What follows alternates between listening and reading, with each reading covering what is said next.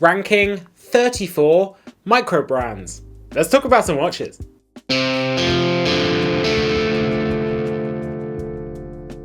Right guys, this is our obligatory annual Microbrand tier list. Let's get a couple rules out the way before we get into the video. Microbrand doesn't necessarily mean microbrand. There are some good independent brands on here that I would no longer class as a microbrand.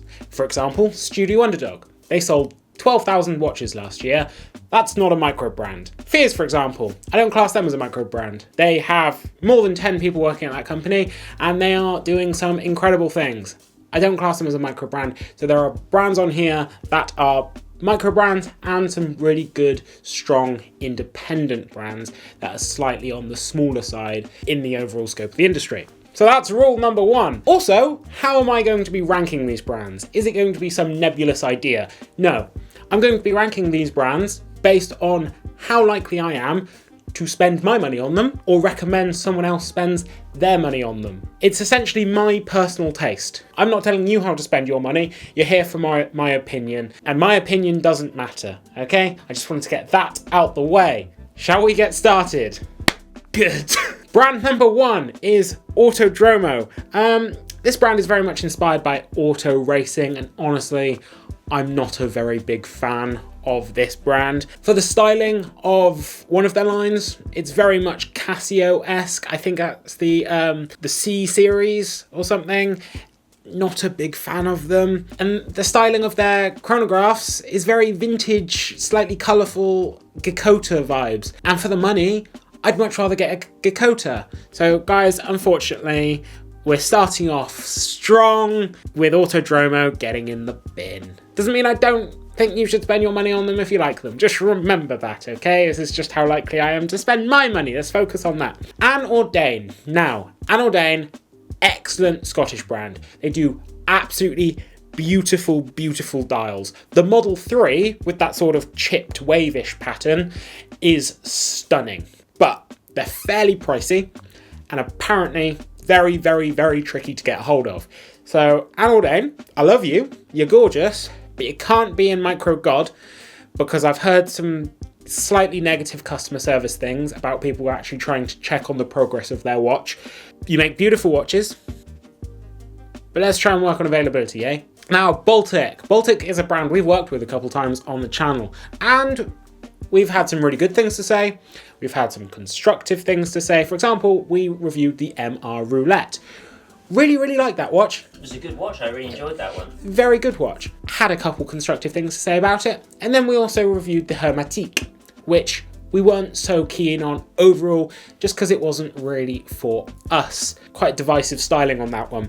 Overall, I really want Baltic to, for example, on the MR series, actually introduce sapphire glass. I understand on vintage styled watches like that, you want a bit of Hess-light. But it'd be nice to have an option for sapphire. So Baltic, you're doing really cool stuff. I'm a big fan of what you're doing, but for me, unfortunately, overall, in terms of how I'd spend my money, you're quite middle of the pack. Nothing egregious though. Bowcroft. Now, I'm actually wearing a Bowcroft right now. I know the guys over at Bowcroft, and the reason I'm wearing this is because I recommended my dad spend his hard-earned money on one for his 60th birthday, which he did. We went to Cambridge, met the guys, had a great experience. Excellent watch, excellent for the money. If you're curious what I'm wearing, it is the Seiko. We recently featured them in a video about British Watchmakers Day exclusives as well. Beautiful watch, beautiful company, lovely guys. In terms of my personal experience and how likely I am to recommend them to people, they're going in Micro God because we've got one, we're likely going to be getting another, so there's no reason I shouldn't put them in Micro God. I'm putting my money where my mouth is, so. Boulder, they're an outdoor supply company. They sell knives and stuff. Not overly keen on their watches, to be honest. They've got some really cool field watches. They're around the £240 mark. But if I was going to look at them, I'd maybe stick to the Venture. But nothing in the brand really tickles my pickle. And honestly, some of the brand's a bit of a turn off. So I'm going to put them in just bad. Brew do some really, really cool, funky things. They are mostly known for the Metric, and the Metric is such a cool watch. mostly do mecha quartz watches, and I do wish they did some more automatic and mechanical watches, but honestly, for the price at £369, don't think you can really go wrong with a lot of their catalogue. So guys, Brew are being put in good, really unique styling. I'm a big fan, and also they're square chronographs. They're just cool and funky and integrated and nice. Now, Bunkyo Tokyo.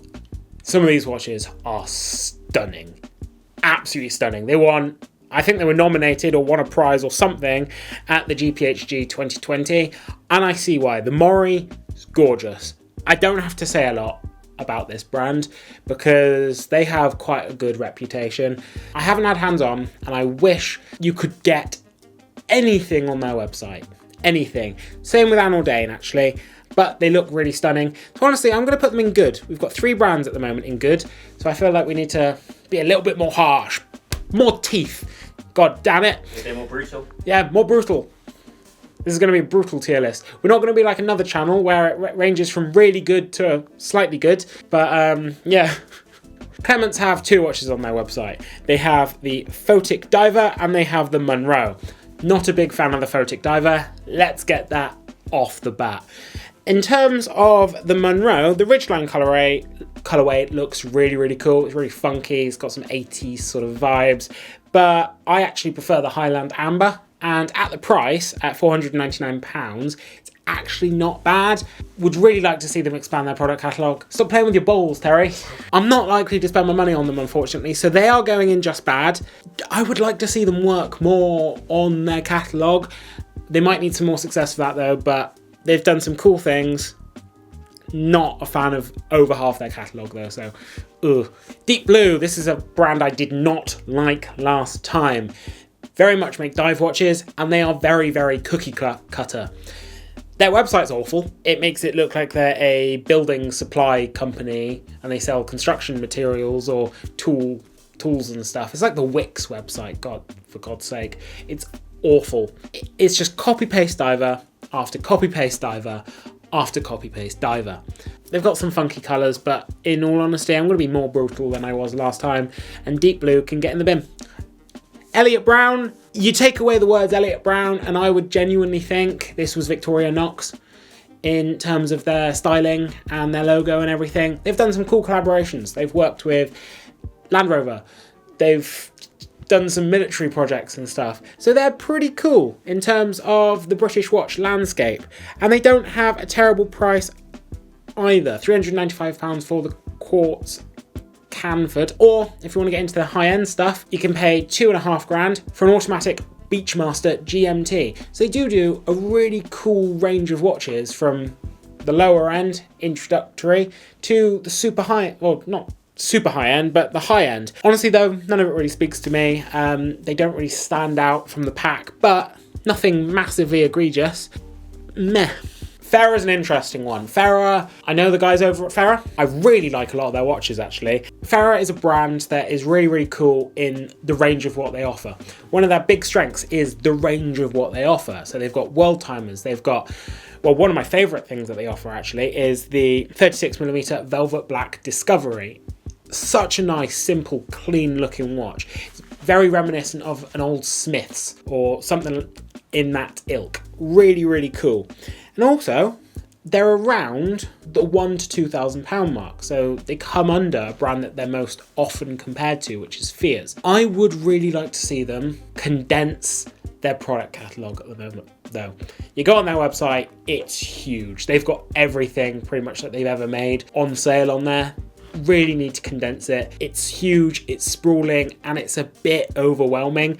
So for that reason, and I don't like all of what they offer. I'm never going to. For that reason, Farrah goes in good, but I think they do need to condense down that product catalogue though. And the brand that they are very often compared to actually, Fears, because and confused with. Yeah, and confused with. Even you confused. Even I, once upon a time, confused Fears and Farrah. And standard disclaimer, I did work for Fears for several months, but honestly, knowing all the guys that work there, knowing Nicholas, the refounder, personally, his attention to detail for everything is insane and spectacular.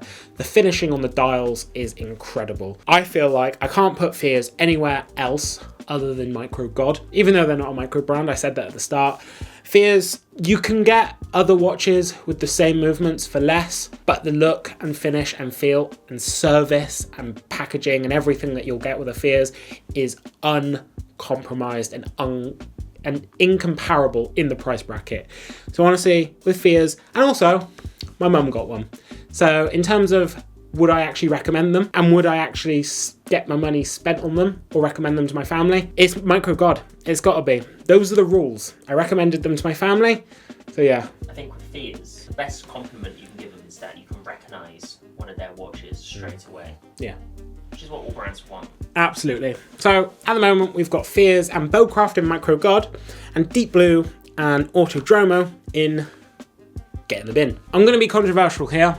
I'm not keen on Formex. I know a lot of people really like Formex, but their whole styling, their whole design philosophy just does not speak to me. It's very maximalist. A lot of their watches have big random lumps on the left side of the dial, which is ugly. They've got big like screw holes in the face of their watches. I get why people like them. If you get that styling, you're gonna love Formex. They're brilliantly made, very distinctive watches, but they are not for me. I am never going to buy one. So for the purposes of this list, I'd get one over a Deep Blue or an Autodromo or something. So for the purposes of this list, they are in just bad. And I'm sorry for that, guys, but those are my rules. I'm never going to buy one. I don't like them. So unless they radically change their styling, they're off the cards for me. So Halios. The Universe, this is going to be a short one. Universe is cool, but it loses points because it doesn't even have a picture on the website, which when we also did this list back in 2023, it didn't have a picture on the website there either. And also the website says that the Halios 2 is going to be released in 2024. I think Halios might be slightly defunct as a brand. Don't know what's going on there, guys.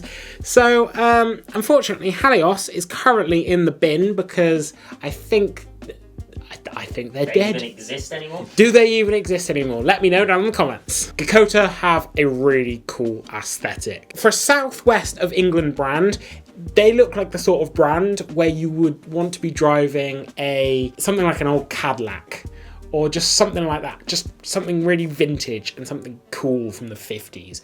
Such a cool, distinctive brand, and actually really good money. For example, you can get a Seagull movement, same movement, I believe, as the Studio Underdog 01 series, in one of these for £550. Honestly, excellent manual wind chronographs and some other really great watches.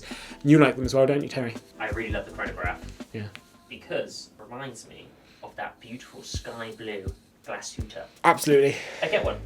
Yeah. I won't, but I would. How much was it? Like 600 quid? Less than 500. How can you go wrong with that? How much is the glass Tudor? Over 10 grand. Get one. I'm going to put Dakota in good. Top end of good. So yeah. Really cool brand, guys. Island Watches. So this brand is essentially a brand made up entirely of seiko mods. It's got to be said. Some of them are a lot more interesting. For example, the Astoria is quite nice. It's got cathedral handset at $329. It's pretty cool. Nothing else really speaks to me though from Island Watches. So I'm just going to say Island Watches. You're not great. You're a bit bad. There we go. Isotope. Isotope are super cool and they are doing some really interesting things. I personally love the Mercury Shadow, but I'll be honest, not all of their watches are for me. They remind me very much of Unimatic in their overall styling, just with a lot more colour, a lot more artistic. So Isotope, would I spend my money on an Isotope in their current form? No, I wouldn't, but I feel like they're getting better all the time. I love seeing what they're doing. For example, their British Watchmakers Day exclusive is pretty cool, designed by a really cool Cheltenham-based artist. So I like Isotope. The one I mentioned at the start is £2.5 though, which can be considered quite pricey. So Isotope, I'm going to pop you at the upper end of meh, but I'm watching with bated breath, seeing where you go. Keep doing what you're doing. You're going to go places. Kadoke don't really need an introduction. Super high-end, German brand, all made in a shed in Germany. Beautiful, hand-done. 8 grand and up, but for what you're getting, like, their moon phase is stunning, their octopus watch is stunning. Guys, I will get one day. They're going in micro god. I don't care. I would spend my money on a Kodoke in an instant. Laurier. They've got a very vintage style. I'm not a huge fan of Laurier though. They just feel very homage-y. They feel very homage-y to vintage Rolex models and stuff like that. Honestly, that's not really my vibe. I'd rather buy a vintage watch, not a vintage Rolex, can't afford it, but or something more unique. I can't put my finger on it. Therefore, Laurier is just sort of very middle of the pack. They're not doing anything egregious. They're just very middle of the pack, and I can't really put my finger on it. For example, the Explorer is the Falcon, the Gemini is an old Daytona, the Neptune is a 1953 sub, and the Astra is essentially a King Seiko. So it's just very homage-y, trying to undercut those brands. But the Hydra looks somewhat cool and original, and to be honest, I said these exact same thoughts 2 years ago, or a year and a half ago, in our original Microbrand tier list. So yeah. Nomatic. We've done a couple projects with Nomatic, and what really stuck with me was how good their build quality is. Nomatic are doing something a little bit different. They've got a lot of heritage linked with Belfast. They like to have a few little design cues linked with that. However, I do think some of their styling can be a little bit boring, and I think they can be a little bit overpriced for the movements that they're offering. But having said that, the build quality is exceptional. Would I spend my money on a Nomatic from their current catalogue? No, I wouldn't. I think it could be spent better and wiser somewhere else, but they make some cracking watches. I don't think any of them would be a poor choice if you're looking for a great watch to go diving in and knock around. So Nomatic, you're going middle of the pack, but I like what you're doing, but I would like to see you do a little bit more. Ming have been making waves. They make some absolutely gorgeous watches. I think the Bluefin was nominated at the GPHG in 2024. Their world timer is absolutely incredible. 3704 is incredible in rose gold. Beautiful watches. They're interesting, they're contemporary, and you can get a really, really nice looking contemporary Ming for less than 3,500 Swiss francs. Sign me up. Honestly, really, really like Ming. I would get one if I had the... Well, no, I wouldn't get one immediately if I had the money, but they're going they're going good. Upper tier good. Really great watches, but there's other things I'd want to spend my money on first before getting to the Ming. So I'd get one, just not priority. Monster's very middle of the road for me. They make some really cool GMTs. They've got a really cool Coke-inspired one, Pepsi, solid black bezel. The Pepsi, lots of you won't like, but it has sort of faux patina styling on the dial and the bezel. But honestly, it's very middle of the road offering. They do seem like a solid, well-styled brand, styled with a bit of restraint, but they're not doing anything overly interesting. So I'd like to see them just experiment a bit more. Currently, I'm putting them in bad. It's not to say that they are bad, I just don't find them very interesting at all. Mr. Jones. I own a Mr. Jones. I own the Perfectly Used this afternoon. Mechanical. It was actually the first watch I ever bought myself. Cost me £495. We've done a review on it as well, so go check that out if you want to. But Mr. Jones, they keep just making really, really cool, really, really interesting watches. Would I buy another one? I think if they came out with the right design, absolutely. I've had nothing but joy from mine. From their current catalogue, maybe not. I'm going to be putting Mr. Jones in good, just because there's none of their current designs that speak to me overly, but I've previously spent my money on them. I would recommend them to other people, absolutely. There's just none of their current designs, because they tend to change it up quite a lot, really, really speak to me, other than the one I have, previously bought, but I'm always keeping my eye on them. Great brand, really fun as well. I think the best Mr. Jones stuff is the simple. Yeah. Simple stuff. Yeah, it is, to be fair. Now, RZE. Who are RZE? Good question. They're a brand I don't really like, actually. They just look a little bit cheap and a little bit shallow. They're all sort of sandblasted and matte on the aesthetic. Good pricing, sort of generally all below $700, but they look like it as well. And everything other than the Value 38, which is the most interesting thing on their website, does blend into a homogeneous blob that I can't really differentiate, which is why I can only name one of their models. So in all honesty, RZE can sort of get in the bin, I'm sorry, but yeah, they're going there. Now, one of the big boys, really big boys in this video is Studio Underdog. Studio Underdog, I want one. Let's get it out of the way. If I had the money, I would get one. Which one would I get? I'd probably get the gimlet, as we are going to British Watchmakers Day. Failing that, I would love to get an 01 series, or an 02 series, or an 03 series, which we really want to review. There is not a single watch, there is not a single model within Studio Underdog's catalogue I wouldn't consider getting, and I think for both Fears and Studio Underdog, the recent collaboration which was announced for British Watchmakers Day has put them both in another stratosphere of desirability. I really want them. Really want one. I'm hoping the gimlet may be my next watch if I can justify £1,000 to myself. Therefore, they're going top level micro god. I just really want one. They're cool, they're fun, they're very me, they're interesting, and it's not badly priced. So yeah. People seem to love the gimlet. Yeah, they do. Go mad for it. So guys, Studio Underdog, sign me the fuck up. Sal Baltimore. Is it Sal? To Sal? I think it's Sal Baltimore. Honestly, I think some of their watches are ugly. They don't do anything overly egregious, except they do have an entire collection which is sold with NFTs and blockchain technology. Like they've actually got an entire collection that comes with NFTs and stuff on the blockchain. So honestly, that's so wanky. Get in the bin just for that. I'm memeing on them and not actually judging them on the quality of their watches or whether I'd buy them, but honestly, just get in the bin, just for the NFTs. NFTs still a thing? Oh, I don't know. Like people haven't been talking for a couple of years now. No, but they've got watches for sale with NFTs. But we established that NFTs were a waste of money. Yeah, Unimatic. Unimatic are very cool. It's one word: utilitarian. Really. Very utilitarian.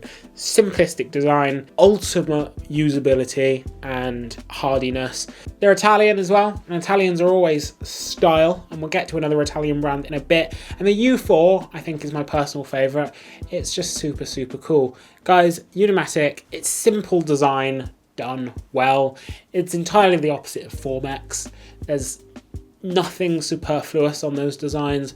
Really like them. So I wouldn't buy one. So they're going top tier meh for me. But that's just my personal take. That's where they sit. But really cool. There, however the hell you say it. Really cool brand. No, they're not. Why did I say that? Just speaking out my ass now.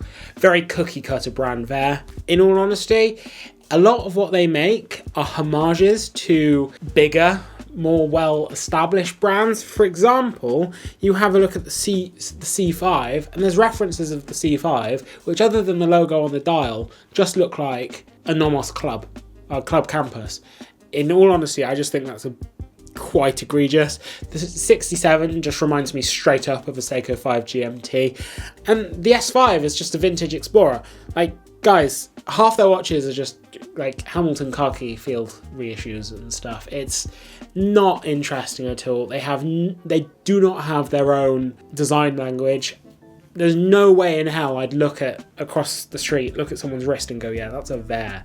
So in all honesty, they can get in the bin. Sorry guys, but Venezia Nico. We've reviewed the Arsenal, really impressed by that watch, but it was missing some basic features such as half links or micro adjust. It didn't have either of those, but honestly, beautiful watch. We're going to be talking about Maine in a bit, and this watch has a very similar dial with the Geneva striping or the Côte de Genève on the dial. So yeah, Venezia Nico do some really cool watches. really nicely finished for the price. I'm impressed by them. The packaging is also excellent. At about 650 euros. I don't think you can go wrong with one of these, actually, if you want something that's a little bit flashier than a Tissot PRX or something like that. And have a look at the rest of their catalogue too. They do some other really, really cool things. So honestly, Venice and Eco, they're going to go top tier meh as well. That's not an insult though. They've got some really strong competition above them. And they're still chilling out with Nomadic and Unimatic and Baltic and stuff. And I don't think being on the same level as Baltic is bad at all. So guys, Venice and Eco is doing some really cool things. Paulin, we recently did a review on them, owned by Anne Ordain. It's essentially Unimatic crossed with Mr. Jones. It's utilitarian styled watches, nothing really superfluous until you get to the dial, when there's some coolness, there is some colour, there is some art and happiness. Really cool to see them bringing in sapphire crystal to a little sprinkling of their catalogue, but they use some great movements as well, such as the ETA 7001 or the Le Jouperet D100, depending on when the model you get was actually manufactured. Really cool watches though. What they're doing with the dial designs and dial materials is the most interesting part. Loved the one that we had on review. The hand winding, I love a hand wound watch, and for about £1,000, I wasn't too upset with it. So, Paulin, you're gonna go sort of mid pack or bottom pack meh, but just because you're not really my cup of tea, I still think you're pretty good. And if someone likes your styling, I'd recommend you to them in a heartbeat. Vertex is heritage. Vertex screams heritage. Out of all the Dirty Dozen brands, one of the brands involved was Vertex. So that brand, screams heritage. And there's a lot of their models I really, really love. The M36, for example, great field watch. The M100, exactly the same. The MP45, sounds like a gun, but brilliant mono pusher chronograph. Super impressed by it. What I will say though is, despite the styling being my cup of tea all over, is they are quite dear for the money and for the movement. Fera offer a mono pusher in their collection for about £2,000, and it has exactly the same movement as the Vertex mono pusher chronograph, which is £3,500. So Vertex, love your styling, love your history. You're just a little bit pricey.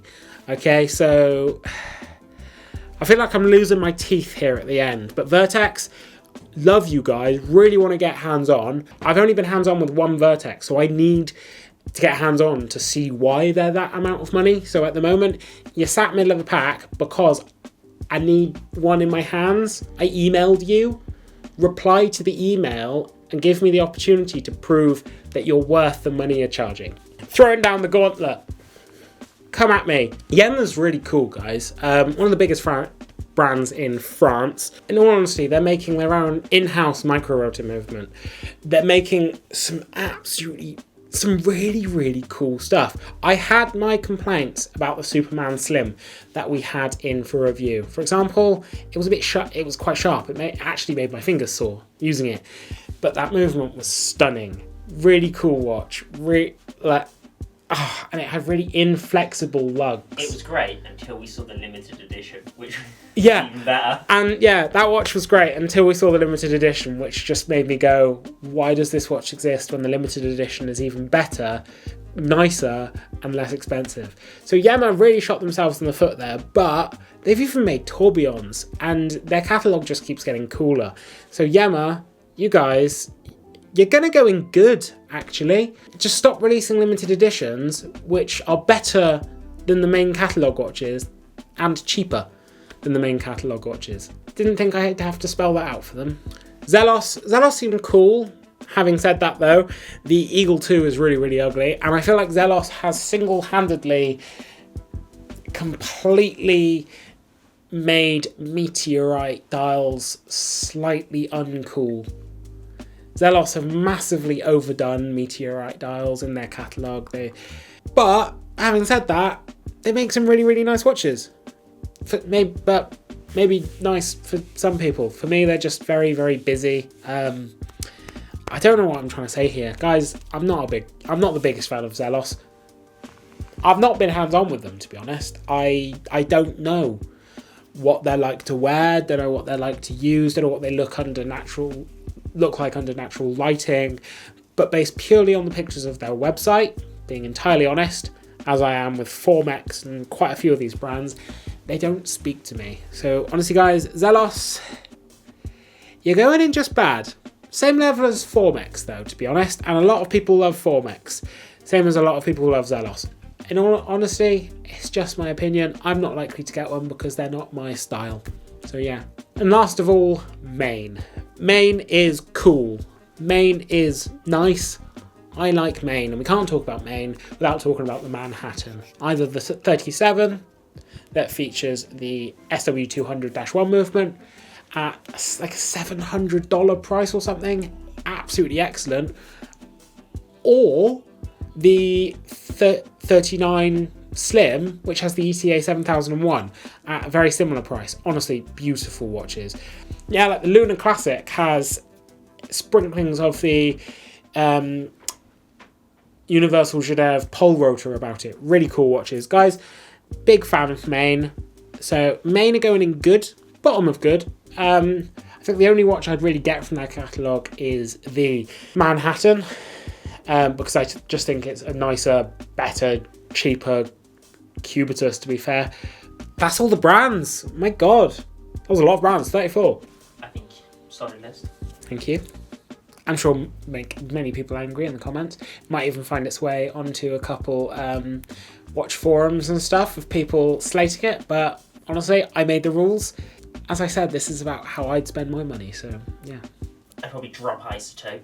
Fair. I'm not a huge fan of Isotope. Okay. I think their collection's all over the place. Yeah, it's not very concise or well organised. And what brand did we take off here? We took off Crystal Ward. Yeah, Crystal Ward are on the normal brand tier list now because there's like 100 employees selling 20,000 plus watches a year. That's not a micro brand. I don't care what you say. Not a micro brand or a smaller independent. You could say the same about Yema, but it's my list. And they've appeared. Pretty much everyone else that's done a micro brand tier list recently within the watch community has included Crystal Ward, but they're not a micro brand. A lot of these are either micro or independents. For example, I wouldn't class Yema as a micro brand. No way. At least in our watch community, they don't have the same footprint that Crystal Ward do, so they don't quite deserve to be on the full brand tier list, but they're definitely one of the largest brands on this list by far. I mean, Crystal Ward is sponsoring Everton Football Club right now. That's huge. Yeah, exactly. But yeah, I'm quite happy with that list. What do you guys think? Do you think I can get fucked? Is this a terrible list? Are you going to share this on watch forums and spread the hate? Or are you going to spread the love? Go down into the comments, do whatever you need to do down there. Shout out some brands I may have forgotten. Whilst you're down there, why not like, subscribe, ding that bell icon so you never miss another video. And why not click that join button, support the channel directly. Would be amazing, just like everyone on screen now did, because they are my favourite people in the world. And who else do I love? You, if you've reached this point in the video, because this was a long one. So thank you, and watch yourselves.